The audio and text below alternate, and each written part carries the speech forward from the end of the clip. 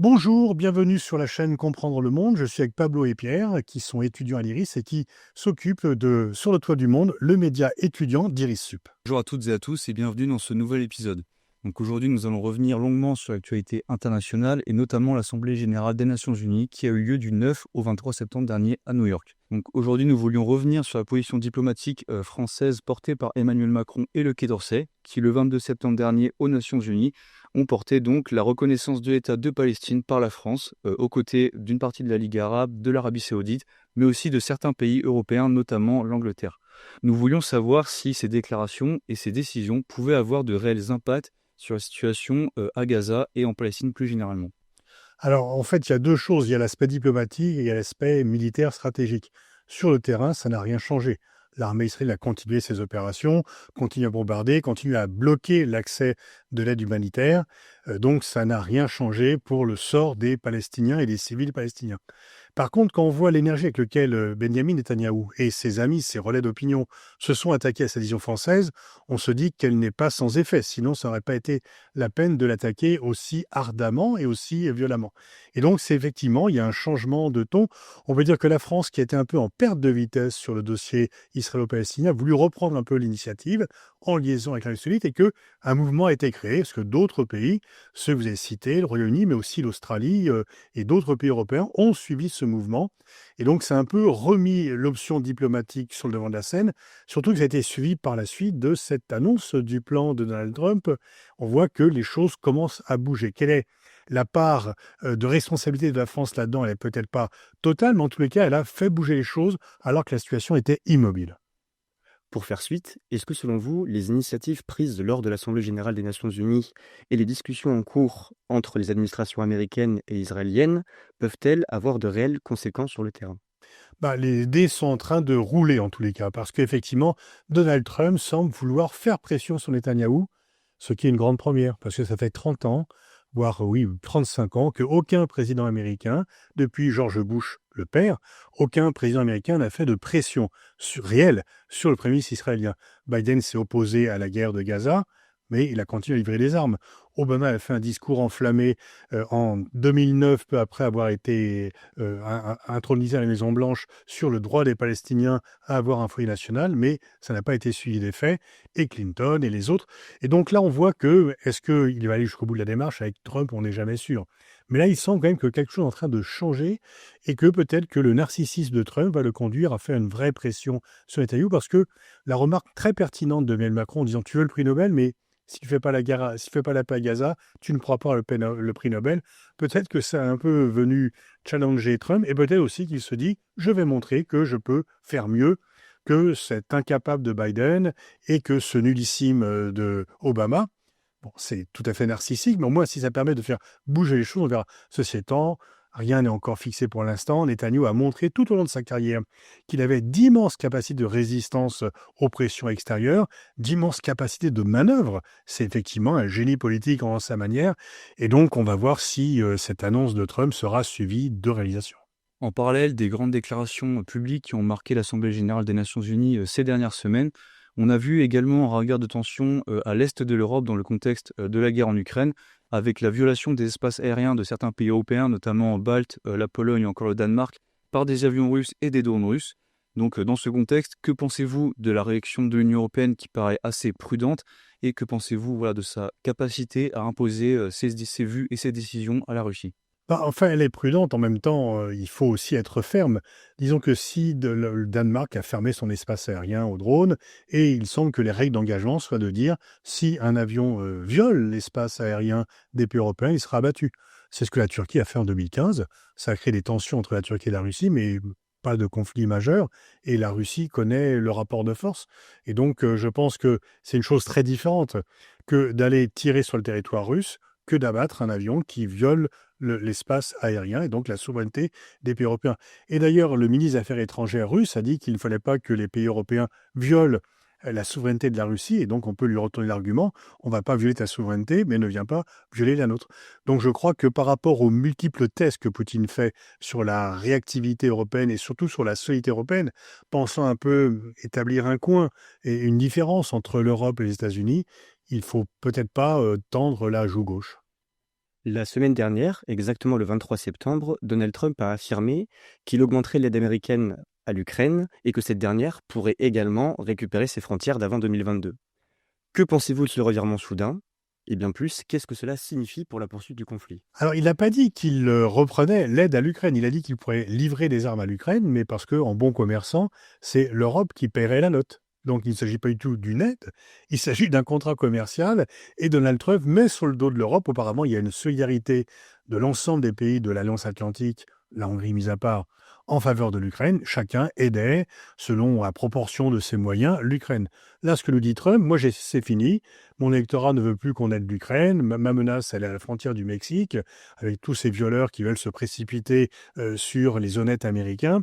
Et donc, il n'y aura plus $1 pour l'Ukraine. Mais si vous voulez aider l'Ukraine militairement, voilà, j'ai des armes en stock, je peux en livrer d'autres. Et donc, il veut faire payer à l'Europe l'aide à l'Ukraine. Et effectivement, dans sa disproportion, lui qui disait que la Russie était une grande puissance, la présente tout d'un coup comme un tigre de papier, donc qui n'est pas fort. Et en fait, personne de sérieux ne pense que l'Ukraine peut récupérer les territoires qu'elle a perdus. Parce que le rapport de force militaire, il faudrait beaucoup plus. Les livraisons d'armes ne suffisent pas. Et d'ailleurs, au moment même où les États-Unis aidaient massivement l'Ukraine d'un point de vue militaire, elle perdait du terrain.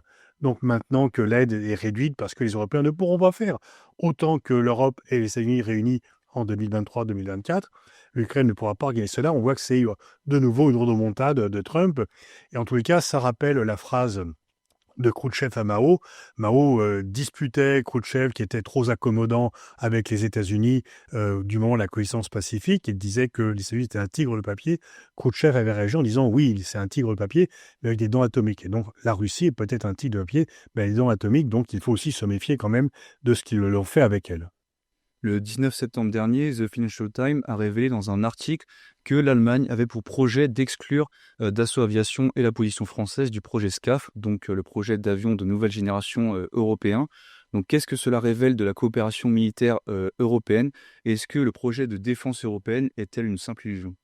Alors, disons que la défense européenne ne se résume pas à un programme, mais c'est vrai que c'est pas une bonne nouvelle, puisqu'on a beaucoup mis en avant ce programme du SCAF pour l'avion de combat futur, pour dire, regardez, c'est formidable, pour mettre en avant la coopération européenne et notamment la coopération franco-allemande. Si on revient un peu en arrière, dans les années 80, on a eu un débat de ce type. En fait, les responsables politiques poussaient Dassault à coopérer avec les industriels allemands pour faire un avion européen. Et en fait, les conditions qui étaient faites par les industriels allemands n'étaient pas satisfaisantes pour Dassault. Et Dassault dit, non, mais tant pis, j'irai seul, je ferai le Rafale. Pendant très longtemps, ça a été un échec, dans la mesure où le Rafale volait, mais ils se vendaient nulle part. Et donc, c'était un coût important. Et puis, le Rafale s'est mis à se vendre.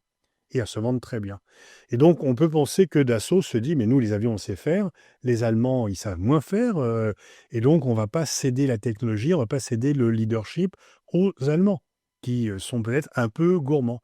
Et ils font le pari que ce qui a marché pour le Rafale pourrait marcher de nouveau. On peut développer un avion national et puis le vendre à l'étranger. Alors là, c'est un pari aussi hasardeux. Peut-être que on est au moment du moyen de chantage ou de pression. La négociation, il faut faire un rapport de force pour que c'est le moins possible. Mais en tous les cas, c'est vrai que cet avion du combat futur, sur lequel pèsent depuis longtemps des doutes, commence un peu à être mis en question et on risque d'avoir de nouveau deux appareils différents. Loin des événements très médiatisés de l'Assemblée générale de l'ONU et de la guerre en Ukraine, dont nous avons abordé certains points précédemment, l'Asie, elle aussi, connaît d'importants soubresauts qui remettent en cause des équilibres régionaux. En effet, le 22 septembre, la Chine a procédé à son premier essai de catapultage et d'appontage de ses avions de combat sur porte-avions. Cette réussite marque une étape importante pour la marine chinoise qui montre ses avancées technologiques en matière de défense. Selon vous, que cela traduit-il des ambitions politiques et militaires de la Chine?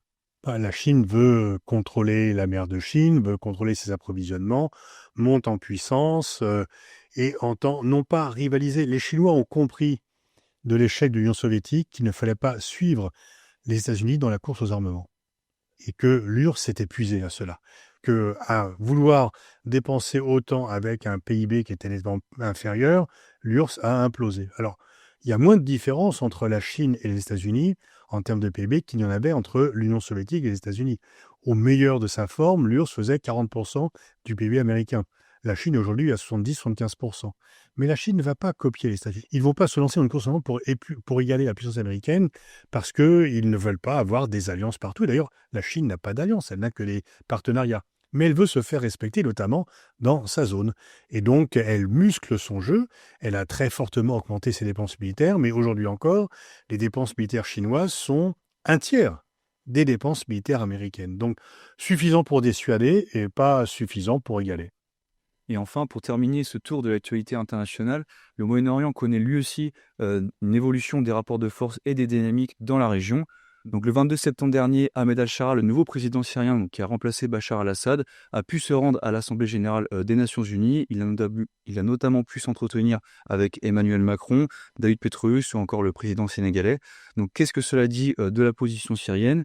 Est-ce que les efforts de reconnaissance internationale de Ahmed al-Shara, notamment pour un allègement des sanctions qui visent son pays, portent-elles leurs fruits? Bah oui, en tous les cas, effectivement, il a un passé de terroriste et maintenant il est reçu en grande pompe à l'Assemblée générale des Nations unies. Il a eu un visa, contrairement d'ailleurs à Mahmoud Abbas, le président de l'autorité palestinienne. Et on voit qu'il y a, en fait, il a renoncé au terrorisme depuis longtemps. Et ce que l'on peut dire, c'est qu'aussi bien les pays occidentaux que les pays arabes font lui faire confiance et vérifier. C'est-à-dire que chacun a intérêt à ce que la Syrie rentre dans le jeu diplomatique, qu'on ait tourné la page de Bachar, mais qu'elle ne rentre pas, qu'on n'ait pas non plus le retour de Daesh. Mais une fois encore, lui a rompu avec Daesh, il a rompu avec le terrorisme, et on a intérêt à ce qu'il sorte son pays où 90% de la population est en deçà du seuil de pauvreté. Lui, il semble aujourd'hui plus intéressé par le nationalisme que par les aspects religieux. Et si c'est le patriotisme qui l'emporte sur la foi, eh bien, il faut que son pays se développe, et il ne peut pas se développer sans des relations apaisées, normales, et la levée des sanctions surtout, de la part des pays occidentaux. Et donc, c'est ce pari qui est réussi. Le président de la République française, qu'il avait déjà reçu à Paris, fait ce pari de la réussite, comme d'ailleurs le président américain. Et la levée des sanctions, c'est important. Une fois encore, rien n'est acquis, mais ça ne sera pas le premier chef d'État qui a un passé de terroriste et qui est reçu ensuite à l'ONU. Toujours en ce qui concerne l'actualité au Moyen-Orient, le 17 septembre dernier, l'Arabie saoudite a signé un pacte de défense mutuelle avec le Pakistan. Ce pacte inclut une potentielle protection nucléaire pakistanaise du territoire saoudien. Est-ce que, selon vous, cette alliance change non seulement le rapport de force régional au Moyen-Orient, mais également, est-ce que cela change aussi la volonté des pays arabes de se protéger des attaques israéliennes? Alors oui, c'est bien sûr suite au raid israélien sur Doha que l'Arabie saoudite a accéléré cela, mais les relations militaires entre le Pakistan et l'Arabie saoudite sont anciennes. L'Arabie saoudite a très longtemps aidé le Pakistan, qui aussi lui a aidé parce qu'ils ont une armée pendant très longtemps. Il y avait des Pakistanais qui aidaient l'armée saoudienne. Je ne pense pas que pour l'instant on arrive à l'équivalent d'une dissuasion nucléaire élargie du Pakistan au bénéfice des Saoudiens. Ils montent un peu leur coopération pour montrer que ça peut aller.